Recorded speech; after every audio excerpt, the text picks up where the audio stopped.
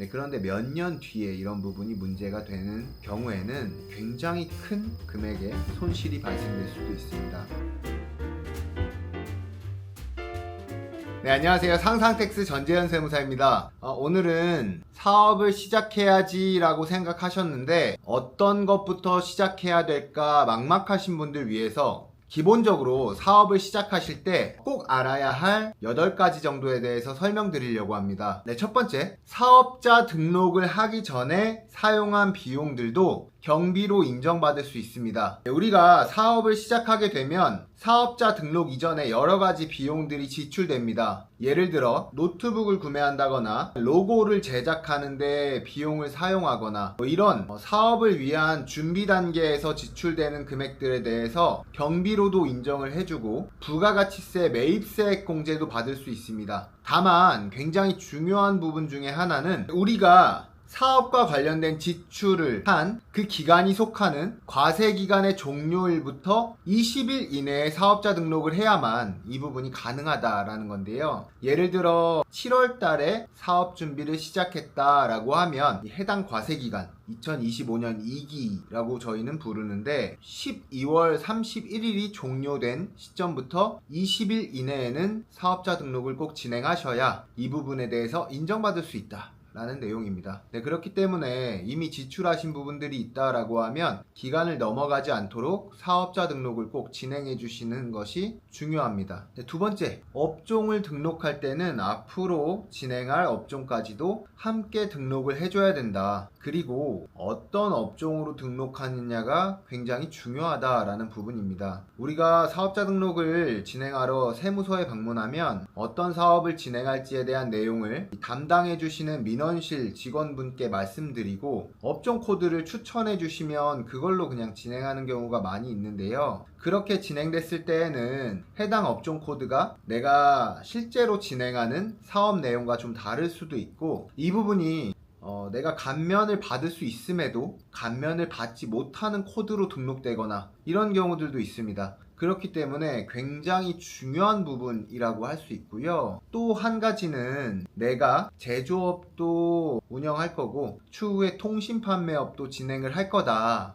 라고 생각을 하고 우선은 제조업만 등록하고 사업을 영위하다가 내년쯤에 통신 판매업을 시작했다라고 했을 때 업종을 추가하는 것은 창업으로 봐주지 않습니다. 그렇기 때문에 창업 중소기업 감면 혹은 창업과 관련된 많은 감면 규정들을 적용받을 수 없게 됩니다. 네, 그래서 굉장히 조심하셔야 될 것들은 어떤 업종 코드로 등록하느냐 그리고 내가 앞으로 진행할 사업에 대한 그 업종까지도 함께 등록하는 것, 이 부분이 굉장히 중요하다고 할 수 있습니다. 네, 세 번째, 간이과세자로 진행할지 일반 과세자로 진행할지 여부입니다. 네, 우리는 흔히 알고 계시기로는 여기저기서 많이 들으셨을 거예요. 간이과세자로 하면 세금 조금 나온다, 유리하다. 네, 이런 말씀 많이 듣고 간이과세자로 덜컥 등록을 하시는 경우가 있는데 간이과세자라고 해서 무조건적으로 유리한 것은 아닙니다. 내가 사업과 관련해서 초기에 지출하는 비용이 많거나 혹은 요새는 영세율을 적용받을 수 있는 크리에이터 분들이거나 아니면 구매 대행을 진행하시는 분들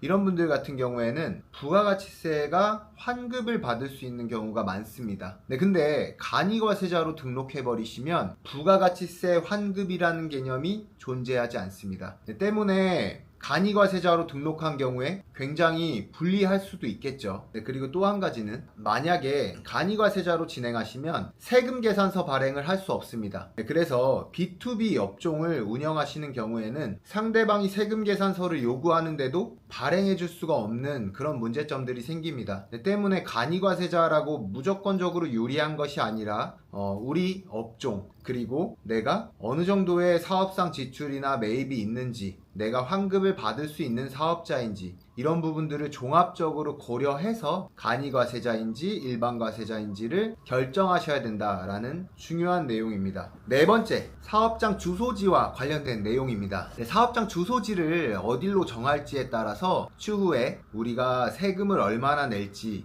여부가 굉장히 중요하게 결정될 수도 있습니다. 자택의 사업자 등록이 안 된다라고 알고 계시는 분들이 간혹 있습니다. 네, 그런데 자택에다가 사업자 등록을 할 수 없는 몇몇 업종들이 존재할 뿐이고 자택에도 충분히 사업자 등록을 진행하실 수가 있습니다. 때문에 집에다 사업자 등록을 하셔도 되는데도 공유 오피스 같은 곳에 계약을 하시고 30만원, 50만원 이렇게 연 계약금을 납부하시는 경우가 있습니다. 이 경우에 이렇게 지출하시는 금액들은 물론 경비로 들어갈 수는 있겠지만 지출하지 않아도 될 금액을 지출하게 된 내용이니까 굉장히 아깝겠죠. 우리가 사업을 시작한 당시에는 만원, 2만원 한 푼이 아쉬운데 이런 쓸데없는 지출이 발생된다라고 하면 굉장히 안타까운 일이 아닐 수 없습니다. 네, 그리고 또 한 가지는 어떤 주소지에 사업자 등록을 진행하느냐 이 내용에 따라서 감면율이 달라지는 경우가 있습니다. 송도 혹은 안산 이런 수도권 과밀억제권역으로 보지 않는 곳에 사업자 등록을 진행하시고 창업 중소기업 감면 같은 것들을 적용받을 수 있는 요건을 만족하시는 경우에는 굉장히 큰 폭으로 세금이 줄어듭니다. 네, 그런데 그런 내용을 생각하지 못하고 그냥 공유 오피스에 내버리고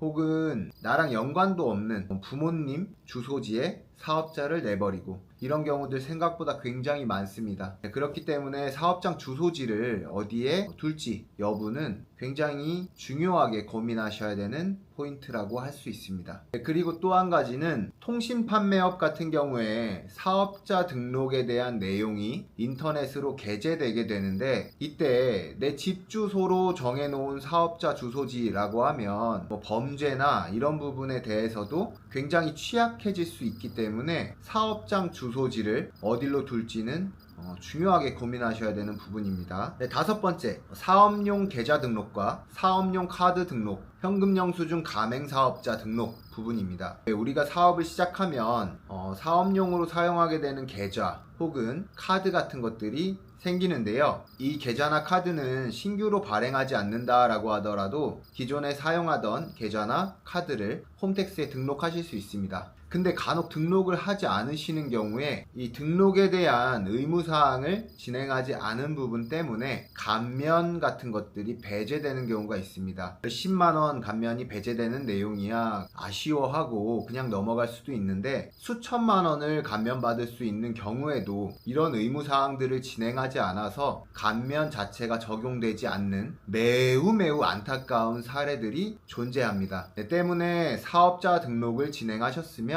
무조건적으로 사업용 계좌 등록, 현금 영수증 가맹, 그리고 사업용 신용카드 등록 같은 것들은 무조건 함께 진행해 주시는 것이 가장 좋겠습니다. 네, 사업용 카드 등록 같은 경우에는 진행하지 않으시는 경우에 추후에 카드사별로 홈페이지에 접속해서 자료를 다운받아서 세무사에 제출해 주셔야만 이런 경비들이 반영될 수 있는데 네, 이렇게 진행하셔야 된다라고 하면 바쁜 사업을 하시는 와중에 굉장히 큰 불편 사항이 될 수도 있습니다. 네, 그리고 또 한 가지는 앞으로는 사업용 카드로 등록해 놓지 않은 비용들 같은 경우에는 기타 신용카드라는 항목으로 신고서에 반영하게끔 되어 있는데 이렇게 진행되었을 때는 그 카드 내역에 대해서 좀 더 꼼꼼하게 국세청에서 검토하겠다라는 어떤 의지의 표현이라고 볼 수 있습니다. 네, 그렇기 때문에 혜택을 보기 위해서는 꼭 사업용 카드 등록, 사업용 계좌 등록, 그리고 현금 영수증 가맹사업자로 등록을 사업자 등록과 함께 바로 진행해 주시는 것이 중요하겠습니다. 네, 그리고 사업용 카드가 신규로 발행되거나 혹은 유효기간이 만료돼서 신규로 갱신되는 경우에는 그때 다시 등록을 해주시거나 담당하고 있는 세무사 사무실에 등록을 요청하셔야만 바로바로 반영이 될 수 있겠다라는 부분도 주의해 주시면 좋을 것 같습니다. 네, 여섯 번째, 적격 증빙에 대한 습관을 들이는 부분입니다. 사업을 운영하지 않으셨던 분들 혹은 사업을 오랫동안 운영하셨어도 적격 증빙을 발행하는 것에 대해서 굉장히 습관이 안 되어 있으신 분들이 많습니다. 남자분들이 특히나 더 그런데 현금 영수증 필요하세요? 혹은 세금 계산서 발행해 드릴까요? 이런 판매자의 물음에 대해서 괜찮아요, 괜찮습니다 합니다. 네, 이렇게 대처하시는 경우가 굉장히 많습니다. 저도 아직까지도 종종 그런 경우들이 있기 때문입니다. 네, 근데 우리가 10,000원만 사용했다라고 하더라도 추후에 소득세 한계세율이 굉장히 높아지신 분들, 그러니까 순이익이 굉장히 많아서 소득세로 많이 내시는 분들 같은 경우에는 50% 이상 우리가 혜택을 볼 수 있는 부분을 놓치게 되는 결과라고 생각하시면 됩니다. 소득세가 45%고 거기에 지방소득세 4.5%, 총 49.5%가 세금으로 공제될 수 있고, 그리고 10,000원이 경비로 반영됨에 따라서 건강보험료가 그만큼 줄어들 수 있게 됩니다. 네, 그래서 총 58% 정도? 네, 그 정도가 우리가 볼 수 있는 혜택이라고 생각하시면 되는데, 10,000원만 경비로 반영이 돼도 5,800원 정도겠죠. 네, 그리고 부가가치세 공제까지 가능한 항목이라고 하면 그보다 더 큰 금액의 혜택을 놓치게 되는 결과일 수 있습니다. 네, 그렇기 때문에 사업용 신용카드 대체로 사용하시거나 아니면 현금을 사용하셨다라고 하면 현금 영수증 발행, 사업자 지출증빙용으로 부탁드립니다 라고 말씀하시고 사업자 번호 말씀드려서 현금 영수증 발행하시거나 세금계산서 꼭 발행 요청을 하시는 것이 굉장히 중요하겠습니다. 네, 그리고 적격 증빙이 아닌 경우라도 꼭 증빙을 잘 챙겨 놓으시는 것도 중요한데요. 경조사비 같은 것들 지출하셨을 때 이 비용들을 세무상 필요경비로 인정받으려면 추후에 이 경조사에 대한 증빙 같은 것들이 요구될 수 있습니다. 네, 그런데 청첩장, 모바일 청첩장이나 부고장 같은 것들은 기간이 어느 정도 지나면 다시는 열람할 수 없게끔 사라지는 경우가 많이 있습니다. 네, 때문에 그때그때 경조사비에 대한 증빙을 캡처해 두시거나 캡처한 내역을 그때그때 바로 세무사 사무실에 전송해 주시는 것이 좋겠다라고 생각이 됩니다. 네, 7번째, 직원분들과 관계된 내용인데요. 많은 사업주분들이 직원과 현재는 관계가 굉장히 좋기 때문에 우리는 그럴 일 없다라고 생각하시고 그때그때 처리해 놔야 되는 부분에 대해서 좀 더 명확히 해놓지 않고 서류로 만들어 두지 않고 그럭저럭 흘러가는 경우가 많이 있습니다. 네, 그런데 몇 년 뒤에 이런 부분이 문제가 되는 경우에는 굉장히 큰 금액의 손실이 발생될 수도 있습니다. 네, 저희 거래처들 중에도 굉장히 자주 발생되는 내용인데요. 계약 기간에 대해서 명시해 두지 않는다거나 아니면 퇴직금 지급 여부에 대해서 정확히 명시해 두지 않는다거나 연차 사용 혹은 휴일 근무에 대한 급여 할증, 이런 부분들에 대해서 정확히 명시해 두지 않아서 문제가 되는 경우가 많이 있습니다. 노동법과 관련돼서는 근로자에게 매우 유리하게끔 구성되어 있습니다. 때문에 이런 부분을 미리미리 챙겨서 진행하시는 경우랑 그렇지 않은 경우랑 굉장히 큰 차이가 발생되고요. 노무사에 대한 보수를 매달 10만원씩 지급한다고 하더라도 추후에 수백만원, 크게는 수천만원까지도 손실이 발생되는 경우가 있기 때문에, 예를 들어 노무사 비용을 주고 노무사를 계속 써왔다 라고 하더라도 그것만큼에 대한 보수를 훨씬 초과하는 정도의 손실이 발생되는 경우가 있기 때문에 이 직원과 관련된 노무 문제에 대해서는 미리 챙겨서 굉장히 중요하게 생각해 주셔야 된다라는 내용입니다. 노무 문제가 발생된 사업장, 거래처 대표님들 만나보면 너무너무 많이 힘들어하세요. 돈이 나가는 것도 돈이 나가는 거고, 그리고 사람에 대한 배신 부분이 굉장히 큰 상처로 다가오는 것 같습니다. 때문에 서로가 상처받지 않고 나를 지키기 위해서 혹은 상대방과의 관계를 위해서라도 이런 부분을 서류 같은 것들로 명확화해 놓는 것이 굉장히 중요하다고 할 수 있겠습니다. 마지막으로 8번째, 세금 신고에 대한 부분입니다. 네, 물론 세무사한테 의뢰하고 맡기고 계신 경우에는 누락되실 일이 없겠지만, 그렇지 않고 직접 진행하시는 분들의 경우에는 이 세무 신고 기한을 지키는 것과 지키지 않는 경우에 세금이 몇 배까지도 차이 나는 경우가 있습니다. 기한 후 신고를 진행하는 경우에 세액 공제나 감면이 배제되는 경우도 있고, 또한 무신고 가산세라는 것이 20% 혹은 많게는 40%까지도 부과될 수 있고요. 납부불성실 가산세도 매년 약 10% 정도 발생이 되기 때문에 내가 원래 냈어야 될 세금보다 훨씬 많은 금액을 세금으로 납부하게 되는 경우가 있습니다.